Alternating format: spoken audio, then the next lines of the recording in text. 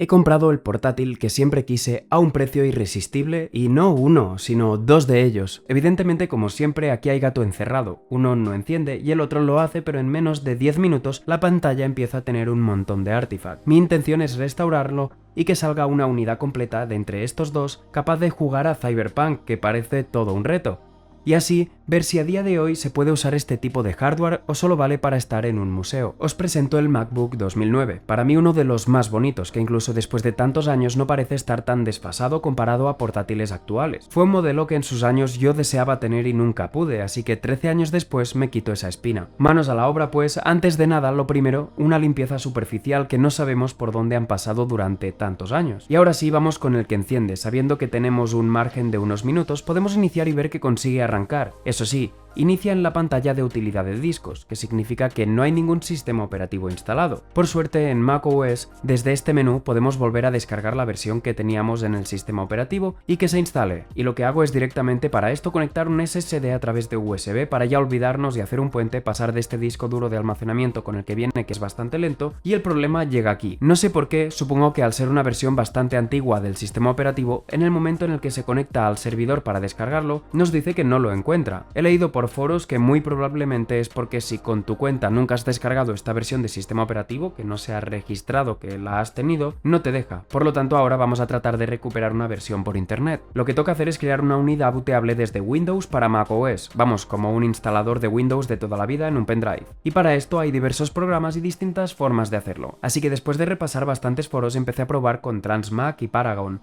descargando el sistema operativo desde la página web original de Apple.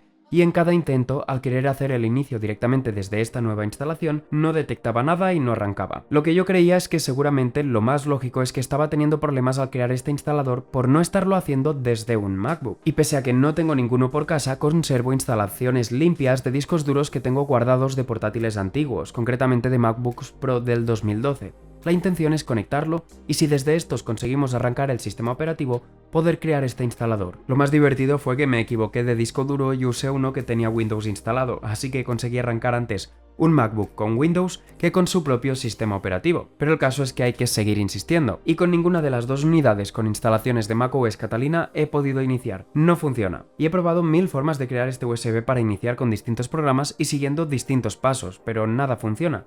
Así que por probar algo distinto he tratado de hacer todo exactamente igual, pero con una versión de sistema operativo anterior, macOS Yosemite o Yosemite en lugar de El Capitán. Y sorprendentemente, ahora sí que funciona y a la primera. Podemos proceder entonces con la instalación.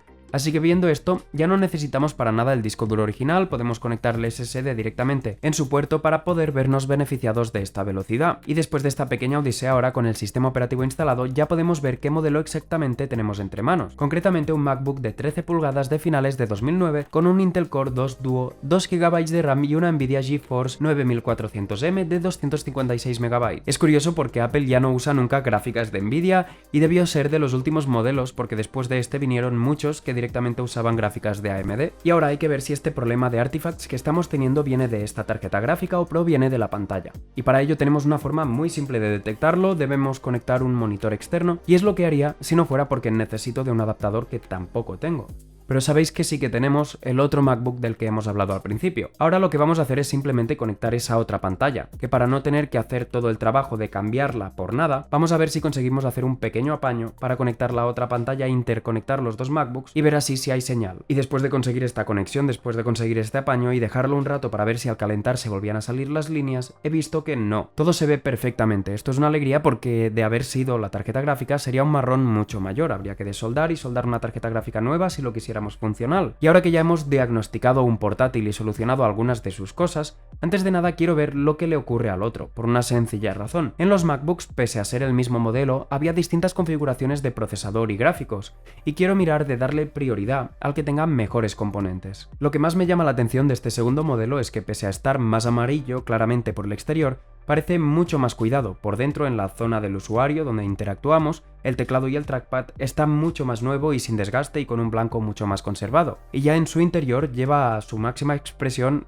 el no tener polvo ni suciedad. Estaba encabezonado en mirar de reparar ambas placas base, por lo que digo, porque Apple suele hacer distintas versiones de los modelos con distintos procesadores, a veces algunos montan i5 y otros i7, pero justo en este modelo, después de investigar un poco por internet, he visto que lo único que hicieron fue crear dos versiones y la potente, lo único que hicieron con ella fue incrementarle la memoria RAM y la velocidad del reloj del procesador, pero siendo el mismo CPU. Así que visto esto, lo que vamos a hacer, como el chasis de este modelo pese a estar más amarillo está mucho mejor cuidado y sin rayones, vamos a ponerle la placa base que funciona en esa unidad y de esta forma si todo funciona sabremos que lo que es defectuoso es justamente eso, la placa base. Y aprovechando que desmontamos le haremos una limpieza profunda a esta placa base que funciona, que me sorprende que lo haga porque estaba muy sucia, y de paso volveremos a aplicar la pasta térmica que la anterior ya estaba petrificada. Y al colocarlo todo en este nuevo chasis podemos ver cómo al conectarlo al cargador tenemos luz, por lo que evidentemente el problema que tenía este PC estaba en la placa base. Y ahora ya podemos cerrar todo y tenemos esta unidad completamente funcional. Y de algo que me doy cuenta ahora es que en este sistema que está montado la disquetera hace mucho más ruido. Así que lo primero que he hecho al verlo es cambiarlo por la otra, por la inicial, pero la sorpresa ha llegado al darme cuenta que la silenciosa no es que sea silenciosa, es que no funciona y tiene un disco atascado en su interior. Así que después de sacarlo y comprobar si funcionaba y ver que no, pude ver que había estado perdiendo el tiempo y tuve que volver a poner el que tenía originalmente, el que hace ruido. Y pese a que podría dejarla desconectada para evitar este ruido, creo que tener esta disquetera tan moderna para la época y tratándose esto de una restauración, lo más importante es que conserve toda su funcionalidad original. Y ahora, al estar probando el sistema operativo, he quedado bastante sorprendido de lo bien que funciona. Lo primero que he hecho es revisar cuál es la última versión compatible, ya que recordemos que he instalado una versión anterior, así que siendo la última versión compatible High Sierra, lo he dejado actualizando directamente. Eso sí, mientras tanto me he dado cuenta que pese a que es muy fluido, hay algo que no va del todo bien. El trackpad parece ser que en su parte izquierda no registra el clic, y por suerte, como hemos hecho antes con la pantalla, tenemos recambios a mano gracias a la segunda unidad, que ya antes había podido comprobar que el otro trackpad sí que funcionaba correctamente. Y cambiarlo por suerte es muy sencillo, ojalá los MacBooks de hoy en día volvieran a usar este tipo de sistemas que hacen que sea súper sencillo de trabajar, ya que todos son tornillos y flexos muy fáciles de retirar. Nada de cola o flexos complicados con unas curvas muy extrañas como hacen actualmente. Y ahora sí, hablando de este trackpad, una vez funciona me parece increíble lo avanzado que está este portátil. Los gestos funcionan mucho mejor que en muchos portátiles actuales de Windows. Y cuando he ido a cambiar esto, de paso he mirado, ya que tenemos dos baterías, quiero dejar puesta la que esté en mejor estado. Una cuenta con 400 ciclos y la otra con 600, que por los años que tienen están más o menos a mitad de la vida, porque el soporte oficial de Apple recomienda cambiar las baterías de este modelo concretamente a los 1000 ciclos. Pero esto es sin tener en cuenta los años de desgaste, porque ahora se han convertido más que nada en un elemento para poderlo desconectar y no mucho más. La duración de esta batería viendo un vídeo o una película o lo que sea aguanta tan solo 2 horas y 15 minutos. Aparte, en contraste a la mayoría de portátiles actuales, este sin hacer apenas nada se calienta considerablemente, pese a la limpieza que le hemos hecho y la nueva pasta térmica, por lo que ahí estamos perdiendo bastante energía en forma de calor. Y ahora se trata de mejorar el rendimiento tanto como podamos, teniendo en cuenta que ya le hemos instalado un SSD y hemos reducido mucho los tiempos de carga. Lo único que se me ocurre por hacer es incrementarle las memorias RAM, porque 2 GB es literalmente muy poco. Pero por no hacerlo todo tan sencillo volví a tener problemas. Resulta que Apple nunca quiere poner las cosas fáciles, y hay que comprar las memorias de un voltaje determinado y a unas frecuencias determinadas. Así que después de probar varios sticks de DR3 SODIMM y buscar mucho sobre esto en foros, acabé viendo que tenía que comprar otro modelo, del cual dejaré el enlace ahí abajo en la descripción por si a alguien le interesa. Por el simple hecho que en la mayoría de PCs puedes poner de mayor velocidad y se adaptarán. La BIOS se adaptará a la velocidad de las memorias o hará que baje la velocidad de las memorias para poder funcionar. Pero la BIOS de estos MacBooks imagino que está pensada para funcionar únicamente a una velocidad. Y el rendimiento mejora, a ver, no muchísimo, pero pasar el sistema de 2 GB que estaba trabajando justo a 8 se nota. A la hora de cargar páginas web sí que a veces puede tardar algo más de lo normal, al final es un Intel Core 2 Duo al que no le podemos exigir demasiado.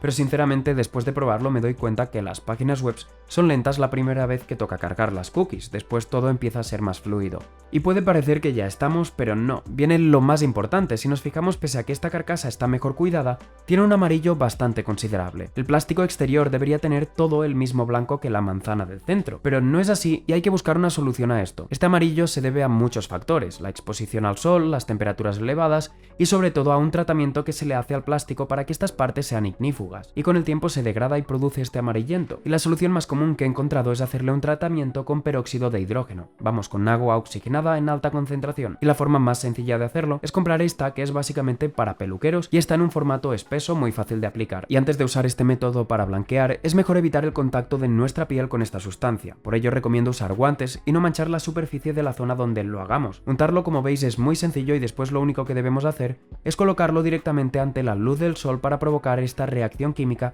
que actúa como blanqueante. Yo lo dejé así 4 horas y lo hice 2 veces porque la primera no me convenció, quedaron como manchas. Y definitivamente el método funciona, se ha blanqueado considerablemente y podríamos hacerlo ya mucho mejor y pulir el plástico para eliminar las rayadas. Pero creo que no hace falta llegar hasta tal punto, a no ser que literalmente queramos que sea la mejor pieza de colección. ¿Y vosotros creéis que es necesario para hacer esta restauración? Aún así, con alcohol salen muchas manchas y podemos dejarlo bastante bien. Sí que en alguna esquina podemos ver el contraste por donde no se ha blanqueado completamente, pero son cosas bastante pequeñas. Además, al principio, pensando que el material sería muy distinto, no me atreví a hacer el tratamiento en el panel inferior, que es de goma. Después de estar barajando opciones de comprar uno nuevo, creo que perdería valor como pieza de coleccionismo en sí, porque creo que es mejor conservar las partes originales, así que me puse manos a la obra y le hice el mismo tratamiento con la sorpresa de que ha funcionado incluso mejor que en las otras partes. Y lo mejor de todo es que ahora tenemos un portátil completamente funcional y pese a que la tarjeta gráfica y el procesador están bastante anticuados, no solo sirven para navegar, sino que se puede jugar en él. Y no solo al ajedrez, también he estado jugando a League of Legends, Apex e incluso a Cyberpunk 2077. Pero claro, como todos sabréis, aquí hay gato encerrado. Esto lo he conseguido a través del servicio de GeForce Now, jugando en la nube. Debo decir que se puede jugar sin problema alguno y encima de forma gratuita. Yo personalmente, después de toda la crítica que hay alrededor, pensaba que notaría más la latencia y creo que para el tipo de usuario que soy, podría disfrutar sin demasiado problema, sobre todo en títulos no tan competitivos. Es un ejemplo perfecto de que para jugar no hace falta demasiado, un portátil que apenas me ha costado 80 € y un servicio gratuito en la nube. Sí que por el precio quizá podríamos haber buscado uno ya que estuviera directamente en buen estado, que fuera funcional, pero eso depende, esto es lo que yo pude encontrar en el momento determinado en que lo busqué. Y no es uno de esos ordenadores que por el precio que hemos pagado obtenemos un rendimiento espectacular, es más una pieza de museo o de coleccionismo a la que le tengo un aprecio personal. ¿Y vosotros hay algún modelo de ordenador o de consola que creáis que deba de ser una pieza de coleccionismo? Dejádmelo ahí abajo en los comentarios. Espero que os haya gustado el vídeo y nos vemos en el próximo. Un saludo.